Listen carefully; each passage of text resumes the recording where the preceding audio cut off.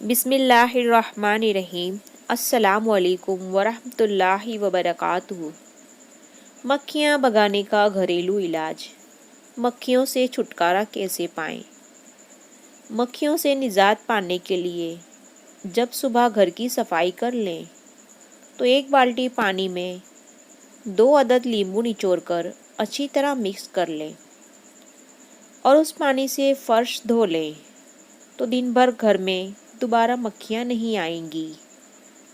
चाय की इस्तेमाल शुदा पत्ती को सुखा लीजिए और फिर दहकते हुए अंगारों पर डाल दीजिए तो मक्खियाँ भाग जाएंगी। खाने की मेज पर एक प्याले में ताज़ा पुदीने के पत्ते रख दें तो मक्खियाँ नहीं आएंगी। फर्श धोने के पानी में अगर नमक मिलाया जाए तो कीड़े और मक्खियाँ फर्श पर नहीं भिनभिनाएंगे।